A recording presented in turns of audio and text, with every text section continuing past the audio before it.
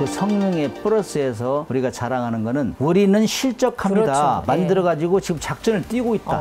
그럼 모든 데이터도 이제 다 수집이 됐고 그래서 우리가 좀 그 분야에서 유리하다 이렇게 얘기는 할 수 있죠. 여러분 안녕하세요. 경제한방입니다. 지난주부터 아주 뜨거워진 이슈가 있습니다. 잠수함입니다. 아마 여러분들께서는 바로 핵 추진 잠수함, 다시 말해 원자력 추진 잠수함을 떠올리시겠지만 오늘 먼저 다룰 주제는요. 이 56조가 걸린 캐나다 잠수함 프로젝트 얘기입니다. 바로 여기에 우리가 결승에 진출해 있죠. 상대는 독일입니다. 이거 무슨 월드컵도 아니고 뭔가 이 텐션이 좀 올라가는 느낌인데요. 자세한 얘기 좀 들어보겠습니다. 한양대 문근식 교수 나오셨습니다. 네, 교수님 어서 오세요. 네, 반갑습니다. 네, 제가 조금 전에 뭐 월드컵 같은 뭐 긴장감이 느껴진다고 했는데 사실 돈으로 치면 이게 진짜잖아요. 잠수함 사업. 참으로 영향가 있고 국민들한테 진정으로 박수받을 수 있는 게 이거예요. 왜냐면은 그동안 이제 독일한테 우리가 잠수함 건조 기술을 배워와가지고 지금 두 번째 독일하고 결승전에 올라갔는데 첫 번째는 2011년 인도네시아에 잠수함 3척을 수출할 때 그때 우리가 이겼죠. 그때도 거의 독일이 퍼펙트하게 이길 것이다 그렇게 예상을 했어요. 그 당시에 제가 다행히도 그 독일 그 조선소에 파견 근무하고 있을 때요. 계속 정보를 이제 주고 그랬지 어떻게 돌아가는 걸. 근데 거의 전날까지 뭐 독일이 이길 것이다 했는데 이 뒤집어졌어요. 근데 사실 건조 기술은 그 당시에도 비슷비슷했어요. 능력, 성능은. 그러나 이제 우리가 자랑스럽게 여기했던 것 중에 하나가 이제 총력전 기술, 총력전 줄다리기를 열심히 잘했어요. 정치권부터 시작해요. 독일은 베스트셀러라, 디젤 잠수함 베스트셀러라. 우리는 느긋하게 갔죠. 근데 우리는 거기에 플러스 해가지고 교육 훈련도 시켜주겠다. 승조원들 데려다가 교육 좀 시키고, 그다음에 필요한 거 뭐. 굉장히 도움을 많이 줬어요. 그 다음에 제일 중요한 것 중에 하나가 수출 금융 지원. 우리보다 잘 못 사는 나라한테 무기를 팔 때는 돈을 빌려줘요. 근데 그거 이자는 어떻게 받냐면은 다 또 그 회수가 되는 거예요. 회수가 시간이 지나면은 우리가 추가적으로 후속 군수 지원, 부속품도 팔고 가서 기술자도 가고 그러기 때문에 다 뽑아낼 수 있기 때문에 일단 돈을 빌려주고 하는데 그때 독일은 그런 걸 안 했어요. 왜냐면은 거기는 이미 거의 그때 당시에 170, 80척을 팔았으니까 그래서 우리는 그런 것도 해주겠다 하고 정부에서 도와줬어요, 많이.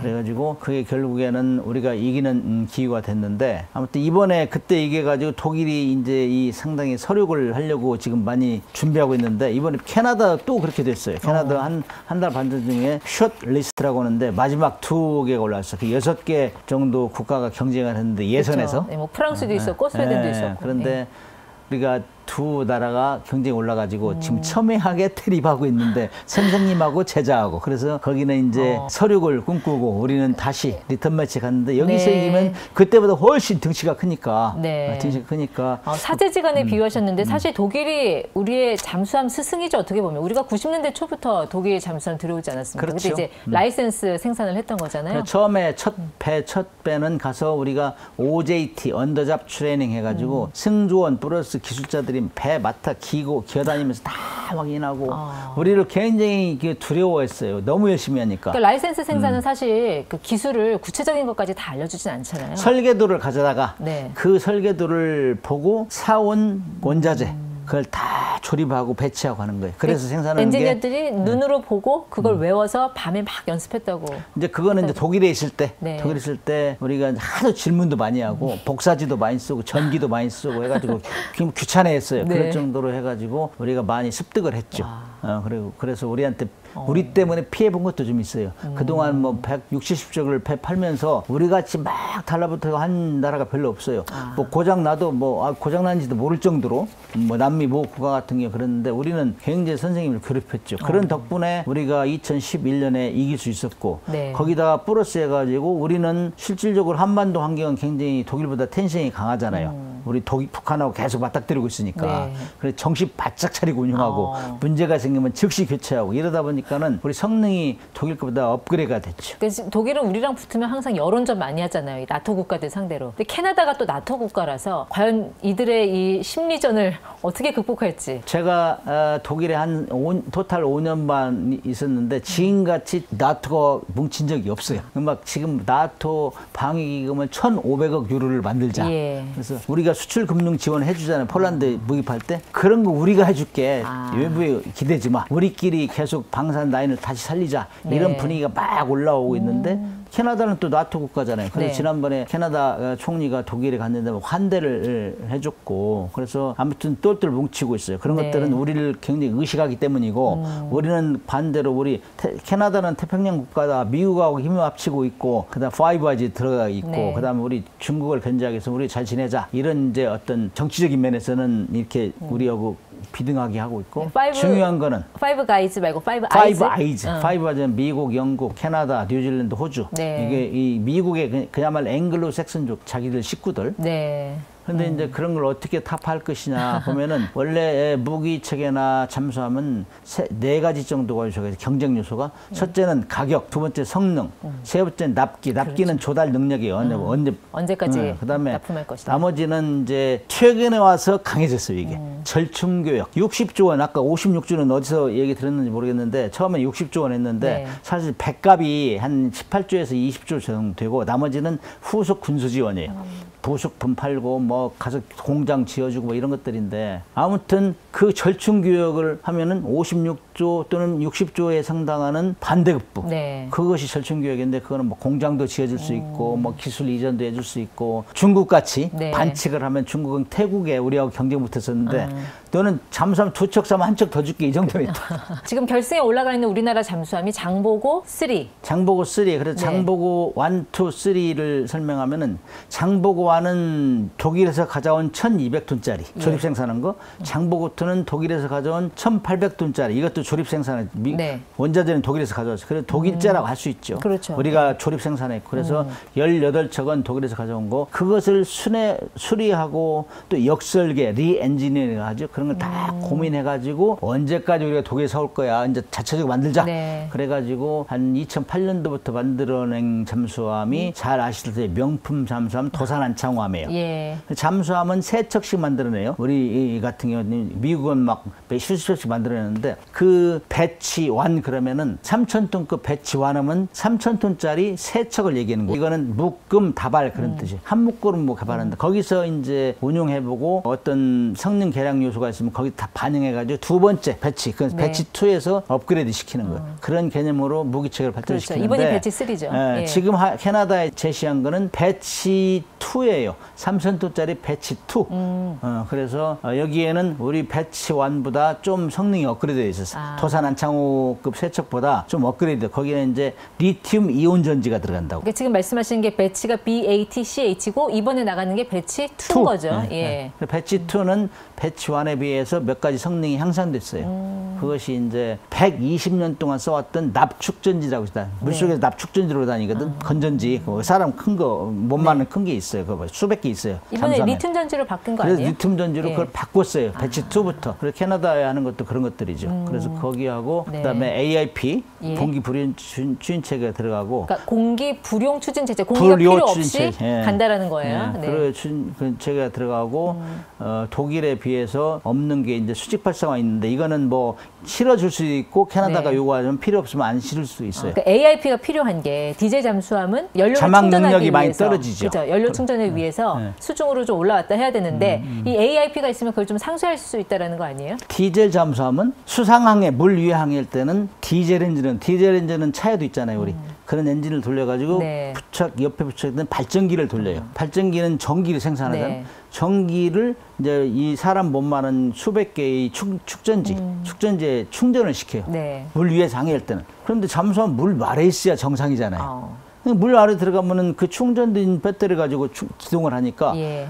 속력을 높이면 높일수록 자주 올라와야 돼. 2차 대전까지 그래도 잘했어요. 영국을 2번이나 항복으로 몰고 간 게 디젤 잠수함이 네. 다 물동량 차단했으니까. 그런데 2차 대전 말 되니까 막 항공기 이런 거 더 많이 발달했어. 잠수함보다. 그래가지고 올라와서 충전하려고 하면 공격당해 죽어요. 그렇죠. 2차 대전에 태평양하고 대서양 전투에서 전사한 승조원들 잠수함 승조원 한 5만 명 정도 되는데 그 피탑 능력을 높이기 위한 게 AIP인 거죠. 그래서 이 사람들 유언하다시피 한 게 이제 안 올라오는 잠수함 만들어 달라. 네. 그렇게 해가지고 만든 것이 이제 핵추진 잠수함이에요. 원자력 추진 잠수함. 그건 안 올라와도 돼요. 승조원 체력과 식량만 있으면 되는데 원자력 추진 잠수함 만들려면 학자들은 같이 비싸고 그다음에 고난도 원자력 올려면 고난도 기술이 필요하고 그다음에 핵연료 우라늄이 들어가기 때문에 의심을 받아요. 너 핵무기 만드는 거 아니야?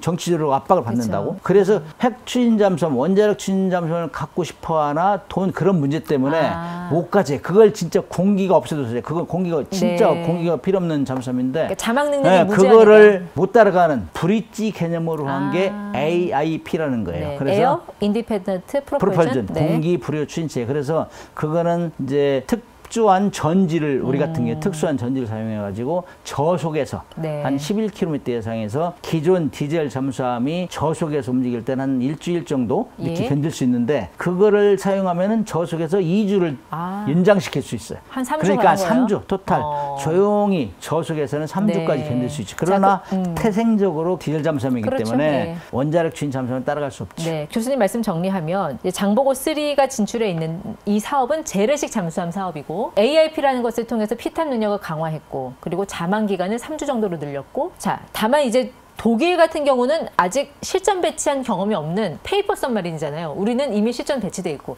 여기서 저는 결정적으로 승부가 날 걸로 보는데 어떠세요? 그래서 이제 그 AIP나 수직발사관 여러 가지 피탑 능력을 줄이는 이런 노력을 했는데 그거 비슷해요. 독일하고 성능은 비슷한데 이제 그 성능의 플러스에서 우리가 자랑하는 거는 우리는 실적합니다. 그렇죠. 만들어 가지고 지금 작전을 띄고 있다. 어. 그럼 모든 데이터도 이제 다 수집이 됐고 네. 아무 문제 없이 가는데 독일은 지금까지 2,000톤짜리 이하만 수출을 했어요. 근데 3,000톤에 가까운 캐나다에서는 2,500에 3,000톤짜리를 원하는데 그 잠수함은 안 만들어 봤어요. 그 크기는. 그래서 수출한 적이 없어요. 그래서 우리가 좀 그 분야에서 유리하다. 이렇게 네. 얘기는 할 수 있죠. 이름은 있더라고요. 212CD. 212CD는 잠수함. 예. 212라는 거는 자기들이 만든 건조 1년 번호예요. 그거는 209도 있고 212도 있고 214도 있고 이런데 네.